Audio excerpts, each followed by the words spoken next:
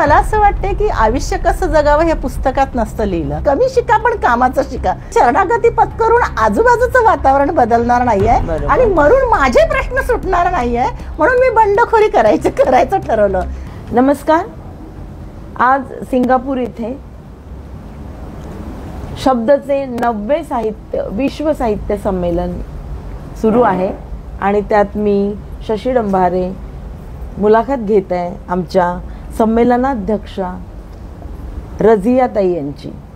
तर रझियाताई, रजनी ते रझिया हे तुझं आत्मचरित्र आहे किंवा आत्मचरित्र पर पुस्तक आहे. तर मला असं वाटतं की त्या पुस्तकावर बोललं म्हणजे आपली सगळीच मुलाखत होईल. चालेल, बरोबर. तर रजनी म्हणजे निशा, रात्र, काळोख, बरोबर. आणि रझिया म्हणजे आनंदी, समाधानी आणि खुश स्त्री, बरोबर. तर एक रात्र ते एक प्रकाशमान स्त्री इथल्या प्रवासाबद्दल आज आपण बोलणार आहोत. एक छोटीशी हे की तू इतकी आडगाव, म्हणजे तुझ्या गावाचं नावही आडगाव आहे, तर त्या याच्यातून तुझा शैक्षणिक प्रवास कसा सुरू झाला? त्या गावाला पण एक संदर्भ आहे. माझा जन्म 1964चा आणि असं म्हणतात की तिथे रामाचा घोडा अडला होता, म्हणून त्या गावाचं नाव आडगाव. आणि त्या गावाचा संदर्भ पुन्हा जेंडरशी लावला गेला की इथल्या मुलीशी लग्न नको बाबा, इथल्या मुली खूप अडतात, संसार करतात. ही नवीन माहिती आहे, नवीन माहिती. आणि मग पण मुलांच्या बाबतीत तो संदर्भ नव्हता. मुलांना सहज पोरी मिळून जायचा.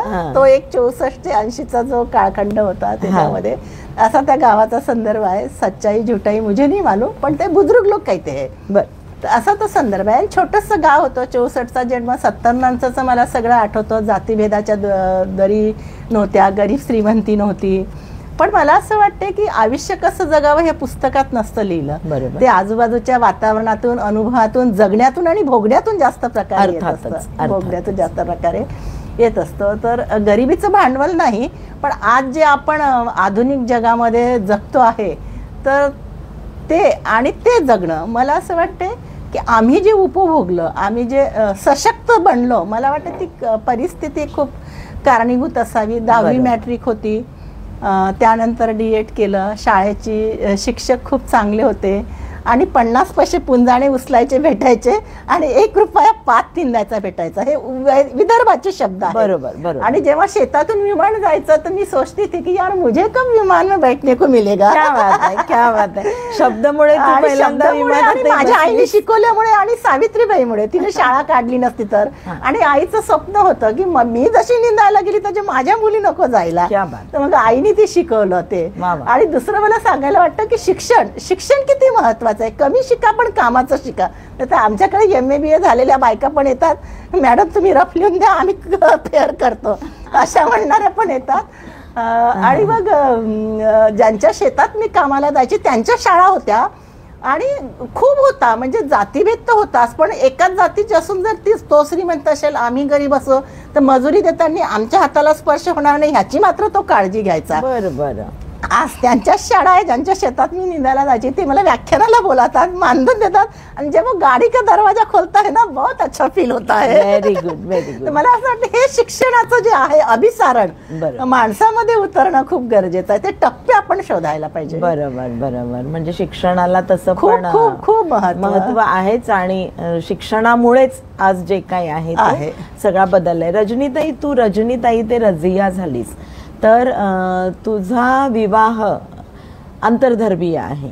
तर मी तुझ्या त्या पुस्तकात वाचलाय तुझा संघर्ष किती मोठा आहे. आंतरधर्मीय विवाह, आणि तोही किती वर्ष झाली? 41-42 वर्षापूर्वी तो विवाह तर तू टिकवून ठेवलासच एवढ्या संघर्षानंतर. मला असं वाटतं की त्या समाजामध्ये, म्हणजे तू हिंदू मधून एकदम मुस्लिम समाजामध्ये गेलीस, तर संघर्ष तर होताच, पण एखादी पाठीवर मायेची थापही होती, असं मला तुझ्या लिखाणातून जाणवलं तुझ्या सासऱ्यांबद्दल. तर तू त्यांच्याबद्दल काही सांगशील? माझे सासरे खूप चांगले होते आणि टिकून ठेवला वगैरे, म्हणजे मी पुरून उरली परिस्थितीला. आणि माझ्यासोबत 3 मार्ग होते एक तर शरणागती पत्करायची किंवा आत्महत्या करायची किंवा बंडखोरी करायची. आणि मी माझा स्वतःशी संवाद साधला की शरणागती पत्करून आजूबाजूचं वातावरण बदलणार नाहीये आणि मरून माझे प्रश्न सुटणार नाहीये, म्हणून मी बंडखोरी करायचं ठरवलं. आणि पहिली बंडखोरी मी केली, कारण नमाज पडत नाही म्हणून मार खाणारी रजिया, आणि त्या रडण्यातून आलेली ती इबादत कविता त्या दिवशी लिहिलेली. तर हे साहित्य असं घामातून, कामातून आणि भोगातून आलेलं आहे साहित्य.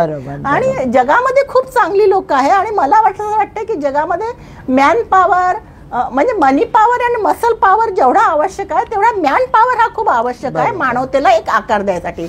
आणि माझे सासरे खूप चांगले होते, खंबीरपणे माझ्या पाठीशी उभी राहिले आणि त्यांनी मला शिकवलं. त्यांनी मला पहिली गाडी घेऊन दिली आणि त्यांनी मला ऍडमिशनसाठी पैसे दिले. आणि मला या पुरोगामी महाराष्ट्राचा म्हणून अभिमान वाटतो की आम्ही स्त्रीवादी तर आहेच, पण महिलावादी दृष्टिकोनाचे पुरुष पण खूप मोठ्या प्रमाणामध्ये तयार होत आहेत. आणि हे एक विशेष मला आधीपासूनच म्हणजे आपले वडील, आपले सासरे, आणि 40-45 वर्षामध्ये एवढा बदल झाला की आमच्या समाजात बायकांचा पैसा खात नाही. अर्थात त्याला वेगळा शब्द वापरला, तो आपण इथे वापरला जाणार नाही. पण आता माझ्या नवऱ्याला फील होतं की आपण हिला नोकरी करू दिलं असतं तर बरं झालं असतं. पण माझा त्याग, माझी कुर्बानी कुठेच वाया गेली नाही. माझ्या कुटुंबातल्या सगळ्या मुली शिकतात आणि आता ते आईचं सगळं ते करतात, मुली, नातवंड. आणि माझ्या मुली पण चांगल्या IT कंपनीमध्ये आहे. कोई एक कुर्बानी देत आहे, तर इकडे खूप सगळं चांगलं आउटपुट निघतं. बरोबर. काय सावित्रीबाईंनी शेणाचे गोळे खाल्ले व म्हणून आज आपण टॉन खाताना 2 देतो. एकदम बरोबर आहे. मला ते म्हणजे सासऱ्यावरून आता मला तुझ्या मुलांकडे पण की ठीक आहे, म्हणजे तो समाजच असा होता की त्यांना नव्हती ती समाज म्हणजे तोच नाही, सगळा आजूबाजूचा भवतालच असा होता की तेव्हा स्त्री शिक्षण किंवा स्त्रियांप्रती फारसं उदारमत्वादी नव्हतं. पण आता तू म्हणालीस की मी तुझ्या मुलीशी पण फोनवर बोलली आहे, तर मुलींच्या डोळ्यामध्ये इतका अभिमान आहे. तर मला असं वाटतं की या मुलींच्या डोळ्यात जी आपण आपली ज्योत ट्रान्सफर करतो तेवढ्यासाठी तरी प्रत्येक आईने संघर्ष करावाच, आणि तो मिळाला, लाभला तरी ते नशीबच. पुढे आपण आता वळूया आपण तुझ्या लिखाणाकडे. तर मला एक अत्यंत महत्त्वाचा विषय वाटतो, म्हणजे आता महिला लेखिका म्हटलं तर आपण स्त्रीवादी असतोच, आपण बंडखोर असतोच, स्त्रियांसाठी लढतोच, अनाथांसाठी आपल्यात मुळातच कणव असते, हे सगळं आलंच. पण तू लैंगिक समरसतेबाबत लिहिते, हे उच्चारतानाही मला मी एक थोडीशी अडखळते की लिहायलाच हवं, याबद्दल वादच नाही, पण ते प्रमाण इतकं कमी आहे आजही की गूढ कथा आमच्या बेलसरे मॅडम लिहितात, हेही प्रमाण. म्हणजे लिखाणातल्या काही जागा अशा आहेत की ज्यामध्ये स्त्रियांचं प्रमाण नगण्य आहे. तर तू तर कितीतरी वर्ष आधीच सुरू झाली आहे, तर ते कसं तुला महत्वाचं वाटलं हे मला असं वाटतं की स्वीकारलेल्या क्षेत्रामध्ये काम करणं सोपं जातं. मग पर्यावरण असो, अध्यात्म असो, जेंडर असो, महिलावाद असो, राजकारण असो, सिनेसृष्टी असो, पण समाजाने नाकारलेल्या क्षेत्रामध्ये काम करणं खूप कठीण आहे. मी शेक्सपियरवर काम करते, कैद्यांवर काम करते, हिजड्यांवर काम करते, गे लेस्बियनवर काम करते, लैंगिक साक्षरता हा एक त्याच्यामध्ये आहे. पण मी असं म्हणजे असं ताणून आणि नाही गेले, त्यासाठी काही घटना घडलेल्या आहे. माझी शाळा आणि जेल याची एकच भिंत होतं. आणि मी जेव्हा शिक्षिका होते 1990ला, तेव्हा माझ्याकडे एक काम होतं, PTI शिक्षक म्हणून. लेट कमर्स आलेल्या मुलांना डोक्यावर दप्तर ठेवायचं आणि त्यांना पनिशमेंट, जेलच्या भिंतीला तुम्ही हात लावून या. आणि मी तेव्हा बघायचे की त्यावेळेस ह्युमन राईट्स वगैरे एवढा स्ट्रॉंग नव्हता, तर ते कैदी आपले 70 वर्षाचे, तर त्याला नेणारा पोलीस 30, 35, 40 वर्षाचा, आणि त्याच्या पायामध्ये चप्पल नसायची, गाड्या पण नव्हत्या, सायकल तो कैदी चालवायचा, त्याची दोरी याच्या हातामध्ये, चप्पल पण नव्हती, आणि कधी कधी तर पायी नेत राहायचे त्यांना, सायकल पण नाही, पोलिसांची व्हॅन पण नाही. ते दृश्य मी शाळेतून बघायचे. आणि तेव्हा 15 पैशाचं पोस्टकार्ड फलायचं, आणि 15 पैशाच्या पोस्टकार्डला मी मंत्रालयात पत्र टाकलं, आणि मंत्रालयाचा कोड पण मला माहिती नव्हता. गृह मंत्रालय, मुंबई मंत्रालय मला जेलच्या कैद्यांची अभ्यास करायची परवानगी द्यावी, आणि त्यांनी दिली सहज. माझ्याकडे राजकीय वलय नाही, आर्थिक वलय नाही, कोड माहित नाही. नरिमन पॉइंट, मुंबई गृह मंत्रालय वगैरे टाकलं आणि मला परवानगी भेटली. आणि मी परवानगी कोणाची मागितली, रेप झालेल्या कैद्यांची, रेप करून तिथे आलेल्या कैद्यांची आणि मर्डर करून आलेल्या महिलांची. तर तो विषय मी लिहिला, गव्हर्नमेंटला दिला. त्यांना माझं ते काम आवडलं आणि मग काय म्हणतात त्याला, मानवी हक्क आयोगाची सदस्य म्हणून मी 20 वर्ष काम केलं महाराष्ट्र राज्यामध्ये, जेलमध्ये वगैरे. आणि तेव्हा मला तिथे समलिंगी हा काही आजचा विषय नाही. समलिंगी कायदा म्हणजे कलम 377 आणि कायदा तभी बनता है जब वो समस्या मौजूद होती है. आणि हा ब्रिटिशकालीन कायदा आहे. कलम 377 हा ब्रिटिशकालीन कायदा आहे. आणि आज जर आपण सगळेच माध्यम तज्ज्ञ आहो आणि वाचतोय पेपर, तर अशा बातम्या खूप येतात. तर आणि तिथे ते प्रकार आहे, रिमांड होमला पण आहे, रॅगिंग मध्ये सुद्धा ते प्रकार सापडतात. हा काही वेगळा नाही, लेकिन हम नजाकत से उसको देखते नहीं है, अलग बात आहे. म्हणून मी कैद्यांच्या प्रश्नावर काम चालू केलं. त्यानंतर एक दिवस मी मध्ये जेल इथे दवाखान्यात गेली आणि एक बाई अशी कणत होती स्ट्रेचरवर आणि तिला वैद्यकीय सुविधा देत नव्हतं आणि खूप तिचा पार्श्वभाग फाटला होता आणि ब्लड चाललं होतं आणि डॉक्टर कोणी सेवा देत नव्हते. आणि मी म्हटलं की ये बाई ऐशी रो रही है आणि याला तुम्ही सेवा का देत नाही. तर त्या नर्सनी एक वाक्य उच्चारलं, इनका तर आए दिन ऐसाच चलता है, तर वैशीच आहे. वैशीच हा शब्द माझ्या हृदयाला खूप भिडला. आणि मग मी त्या बाईच्या मागे मागे गेले. तर मग मला कळलं की ही बाई सेक्स वर्कर आहे. तिला फुकटात वापरलं गेलं, तिने नकार दिला आणि एक म्हणून 3 कस्टमरने तिला वापरलं आणि तिचा मागचा भाग पूर्ण असा फाडून टाकला होता. आत्ताच्या ज्या रेल्वे लाईन आहे नरकेट, तिथे ते होतं. मग मी रोज त्या बाईला भेटायला जायची. ती बाई अशी पडलेली, मावशी ज्याला म्हणतो आपण, धंदा करून घेणारी, नो मावशी मावशी अंटी, त्याला ती तिच्या पायावर बसलेली आणि भडवा दलाल, तेच त्यांच्या भाषेत तो असा बायाशी बसलेला आणि तिची मुलं जी तिच्या तोंडात अंगूर घालत होती. मम्मी तू कब घर आएगी, माँ तू कब घर आएगी. पण ती मावशी तिला असं म्हणाली, थोडा वेळ पासली पडलून राहिली असती तर असं झालं असतं का. म्हणजे तिला तिच्या धंद्याची की आता किती दिवस माझा धंदा खाईल. आणि मग मी त्या प्रश्नाशी जुडल्या गेले. आता तर ऑनलाईन सगळा बिझनेस झालेला आहे, फार्म हाऊस, अपार्टमेंट, पर्यटनामधला तो एक विषय झालेला आहे. मी हे 90चं झालंय आणि जिथून महाराष्ट्र शासनाचा कारभार चालतो तिथून लाखोच्या वर आहे. आणि तुम्ही आम्हाला फंड देतात, त्या प्रश्नावर काम करणाऱ्या संस्था आहे. आणि जेव्हा डाटा वापरला जातो तुम्ही निरंक लिहितात. आम्ही कलेक्टर कमिशनर समोर मांडतो की तुम्ही निरंक कसं पाठवता व गव्हर्नमेंट डाटा पैसा देतोय ना त्या प्रश्नावर काम करणारा. आणि एवढी खराब पॉलिसी की तुम्ही किती कंडोमचे बॉक्स वाटले त्याच्यावरून तुमच्या कामाचं परीक्षण होईल. म्हणजे जखम मांडीला आणि मलम शेंडीला आगेवाला वापरो या मत वापरो. आणि अल्पवयीन वेश्यांचं प्रमाण वाढलेलं आहे, मुलांचं पण. आणि जगभरामध्ये भारतीय देहाला खूप मागणी आहे जगभरामध्ये. उनकी नजर में हम लोग ज्यादा मादक आहे आणि ती सेवा आम्ही खूप जास्त वेळ देऊ शकतो. आणि मुलींच्याच नाही तर मुलांच्या सुद्धा. मुझे नाही मालूम, माझा मुलगा स्वित्झर्लंड आणि अमेरिका लंडनला गेल्यानंतर मला तो पैसे पाठवतो, पण त्याची नोकरी टिकली की नाही, पण तो पैसे पाठवतो पण तिथे तो कुठला काम करतो हे मला नाही माहित ना. हे सगळं खूप भयानक आहे, हे खूप आहे. आणि थर्ड जेंडरची संख्या वाढती आहे. बरोबर. आणि असली हिजड्यांपेक्षा नकली हिजड्यांची संख्या वाढते आहे. गेचं जग आहे, लेस्बियनचं जग आहे, बायोसेक्शुअलचं जग आहे. आणि आजचे प्रश्न नाहीये ग, अनादी काळापासून आपण हिजडा म्हणतो, हा माणसात नाही, हा पुरुषात नाही, मला जायचं नाही, तो नामर्द आहे. वेगवेगळे शब्द, लफ्ज अलग आहे लेकिन समस्या वही है. आणि सेक्सच्या अतिरेकपणाबद्दल खूप आलं साहित्यामध्ये, पण अलिप्तपणाबद्दल नाही आलेलं आहे. कारण संसार संन्यास घेणाऱ्या पुरुषांचं प्रमाण पण खूप वाढलेलं आहे. उन्हें ये लगता है की इथे पण पुन्हा मग अंधश्रद्धा आली. आम्ही जर संसार संन्यास घेतला तर सारी दुआएं कबूल होतीये, बरकत आती आहे. पण तिच्या भावनांचं काय. मग विवाह बाह्य संबंध आहे, लपडी आहे, त्यातून होणारे हे आहे. आणि सगळं क्राईम जगातलं सत्ता, संपत्ती, सेक्स, सौंदर्य आणि स्त्री ह्या 5च मुद्द्याभोवती केंद्रित होतो. म्हणून तो मुद्दा मला खूप महत्वाचा वाटला. आणि मग राहिला हिजड्यांच्या प्रश्नाशी कशी जोडली.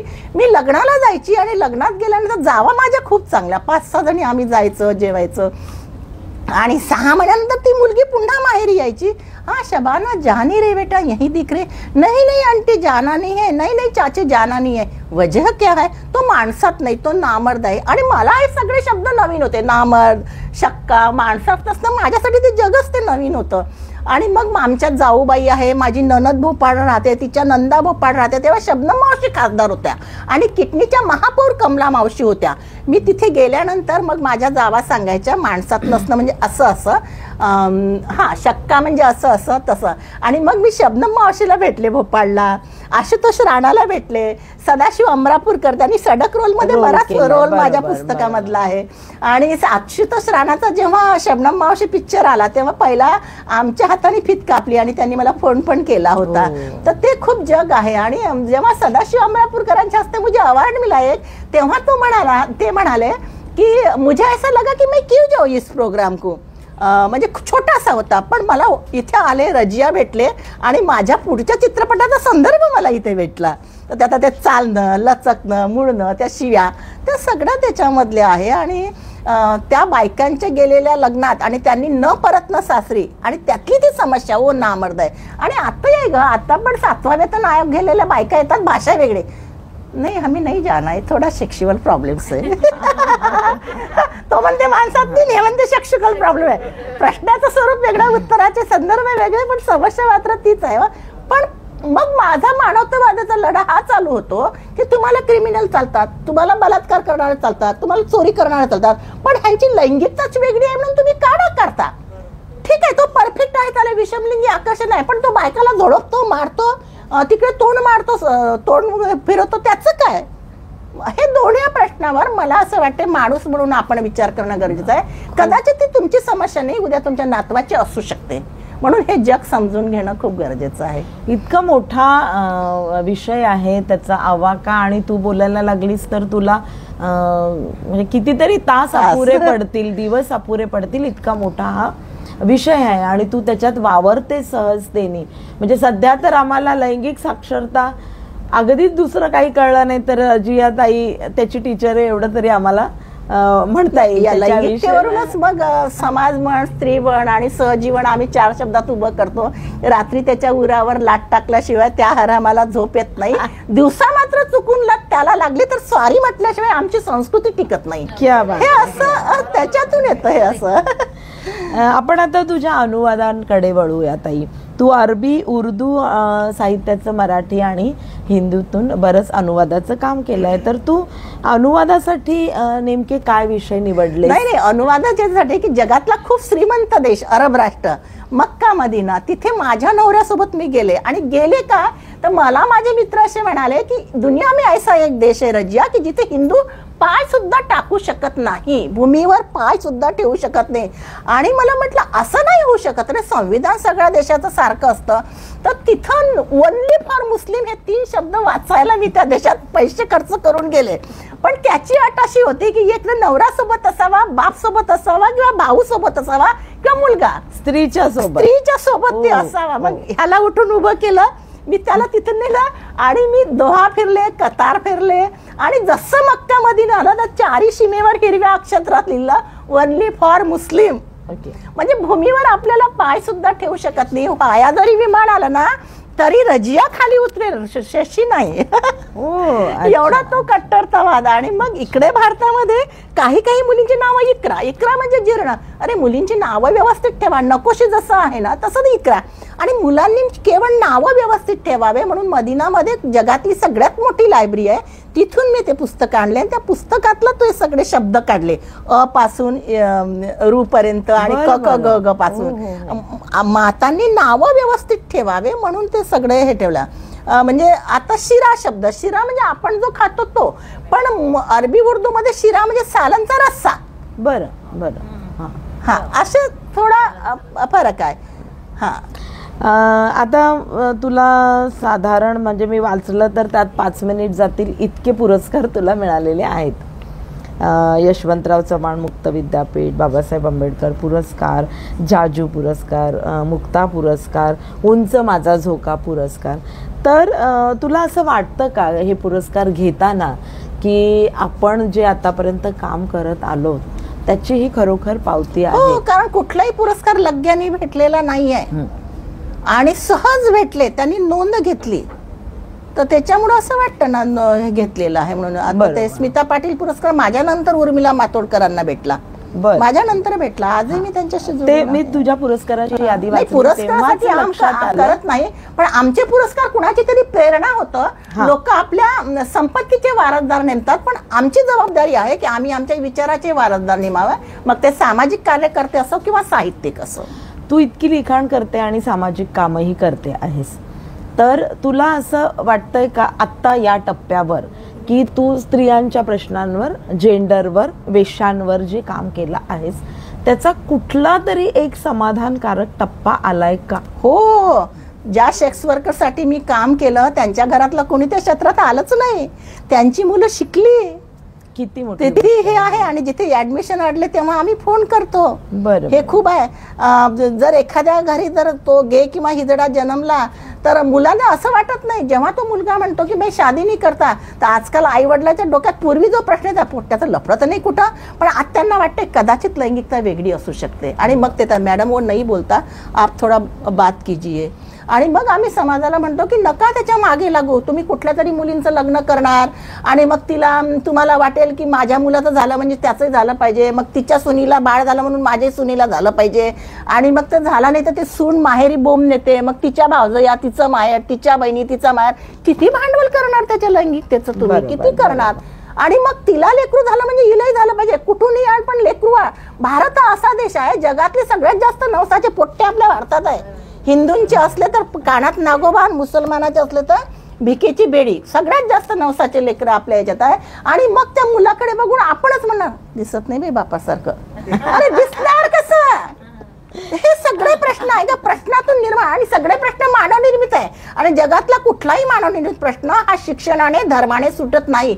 तुमचं आणि माझं मन संवेदनाशील होणं गरजेचं आहे. रही बात कैदी हो की कुठल्याही बापाला वाटत नाही मी मर्डर केला म्हणून याचं पण मर्डर करून तिथं गेला पाहिजे. खूप सगळं आलेलं आहे, पण ते थोडंसं कसतेच ते अनुवंशिक तो एक असं बिंदू. तू इतकं विपुल लिखाण केलं आहेस, पण तुझ्या मनात आता या क्षणाला काही ठसठस बाकी आहे का की मी हे लिहायला पाहिजे होतं किंवा माझं काही आहे? एवढी आव्हान आहे की आम्ही 90च्या काळामध्ये फिमेल सेक्स वर्करवर काम करणं चालू केलं, पण आज मेल सेक्स वर्करची संख्या आपल्या देशात वाढते. त्याला जिगोलो म्हणतात. विवाहबाह्य संबंध लफडा हा वेगळा, जिगोलो हा एक वेगळा. पुरुषांची संख्या वाढते. समलिंगी संबंधामध्ये रुची ठेवणाऱ्या पुरुषांची संख्या वाढते. तुम्ही जर लॉंग ट्रेननी प्रवास केला तर अनेक फोन नंबर तुम्हाला रेल्वेच्या संडास बाथरूममध्ये भेटणार. सहज सेवा तुम्हाला ती उपलब्ध होऊ शकते. आणि पुरुषांच्या नशाबंदीवर काम करत असताना महिलांच्या पिण्याचं प्रमाण वाढते. हा मला खूप चिंतेचा आहे. कोणी एक समाज की बात नाही करूंगी, दोघांची बात करूंगी. हे खूप घातक आहे. आपण बोललं पाहिजे. कलयुग आलं, पोट्टे बिघडले, वाया गेले, बापावर गेला, हे नाही. याच्यावर मला असं वाटतं कुठंतरी बोलणं, लिहिणं, संवादी होणं. समाज संवादी नाही आहे, होणं गरजेचं आहे. नवीन पिढीला आताच्या किंवा इथे उपस्थित स्त्री आणि पुरुषांना, म्हणजे स्त्री आणि पुरुष हे दोन समाज स्तंभ आहेत आपले, तुला काय वाटतं की त्यांना काय तू सांगशील विशेष आताच्या परिस्थितीत? म्हणजे मला असं वाटते, मला खूप पसाराने मांडता येईल. हाँ, कपल्स के बारे में तो मैं यही बोलूंगी, नवरा बायको म्हणजे एक संसाराचा एक पार्ट आहे. नवरा बायको म्हणजे संसाराचा एक पार्ट आहे आणि तिच्या कलाकलांना घेणं ही एक आर्ट आहे. वा वा वा वा. आणि सगळ्यांना सांगायचं तर मी काव्यातच सांगेल की घरभर माणसामध्ये माणूस एकटा पडत चाललेला आहे. तर माणूस म्हणून स्वतःचं आत्मचिंतन करणं गरजेचं आहे. सिनियर सिटीजनचा प्रश्न सध्या हातात घेतलेला आहे. श्रीमंतासाठीचे रुद्राश्रम हा एक खूप मोठा फोर्स आपल्या देशामध्ये तयार होत आहे पायाला. आणि सर्वोच्च न्यायालयाचे न्यायाधीश सुद्धा मुंबईच्या एका रुद्राश्रमामध्ये आहे. आम्ही दोन आमचे दोन त्याचा झाला एक चौकण, आम्ही दोन आमचे दोन त्याचा झाला एक चौकण, चौकणाला बाजू चार, बंद खिडक्या बंद दार, त्यातून झाले वजा दोन, उरलेल्यांना आधार कोण? हा सुंदर सुंदर आधार शोधायचं काम. ताई, तुला नुकताच एक मर्दानी पुरस्कार जाहीर झाला आणि त्यावर तू आक्षेप घेतला होतास त्या शब्दावर, तर ते जरा एक दोन वाक्यात. नाही, आता 3 जानेवारीला सावित्रीबाई फुलेंचा कार्यक्रम आणि मग सगळ्या बायकांचं सेलिब्रेशन आणि साड्या, कामाचं कौतुक आणि मग मर्दानी शब्द विशेषण ये आ रही है मर्दानी अभी पुरस्कार लेने के लिए. मला ते खूप वाईट वाटलं की आपण मर्दानी हा शब्द किती दिवस स्वीकारणार. मर्द के जैसे रहते हैं क्या? रेप करते हैं, गँग रेप करते हैं, मारून टाकणं, डोळे वटारणं, माझी बायको एका आवाजात दबते, माझी बायको डोळ्यात दबते, माझ्या घरात मीच म्हणेल ती पूर्व दिशा. अरे हे मिलिट्री का मैदान नाही आहे ना, हे तर संसार आहे ना. आणि ती आता म्हणच कालबाह्य झाली की 2 दिवस सासूचे आणि 2 दिवस सुनाचे. आता नया जमान्याने 2 दिवस नवऱ्याचे आणि 2 दिवस बायकोचे. त्याच्यामुळे म्हातारपण तुमचं आमच्याच हाताखाली जाणार आहे. कारण रचनाच अशी आहे की लग्नाच्या वेळेला हे वयाने मोठीच असतात ना, म्हणजे बुड्ढा तर बाई होगा. तर मला असं वाटतं की हे जे सोड आहे ना, समतोल असायला हवा. तू बायको, मी नवरा, तू स्त्री, मी पुरुष. मित्र आणि मैत्रिणीच्या वाटेवर आपण कुठेतरी सहजीवनाचा उपभोग घेतला पाहिजे. माझ्याकडे खूप प्रश्न आहेत ताई, आणि मला माहितीये तुझ्याकडे उत्तरही खूप सविस्तर आहेत, पण आपल्या वेळेचं थोडं बंधन असल्यामुळे मला खूप मजा आली तुझ्याशी बोलताना. मजा म्हणण्यापेक्षा संवेदना माझ्या अनेक बाजूनी जाग्या झाल्या आहेत, अनेक सामाजिक वर्गांसाठी. तर मला या मुलाखतीमधून हे मिळतंय तुझ्याकडून.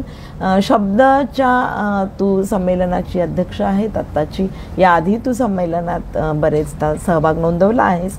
तर तू आम्हाला शब्द परिवाराला तुझ्या शुभेच्छा द्याव्यात अशी मी तुला विनंती. शब्दाला पहिल्या दिवसापासून जुळलेली आहे. मला आठवते घोगरे काका होते, शब्दाची बैठकच माझ्या घरी झाली होती, अगदी एवढूशाच जागेमध्ये झाली होती. आणि शब्दाने खूप लोकांना जुळवलं. आणि शब्दाचं जुळून राहणं म्हणजे आमच्या संजूला किती काही बोला, म्हणा की बोला, पोटाला लागला. मान अपमानाच्या परिघापासून तू दूर आहे. आणि ज्या क्षेत्रावर मी काम करते ते क्षेत्र त्यांनी समजून घेतलेलं आहे.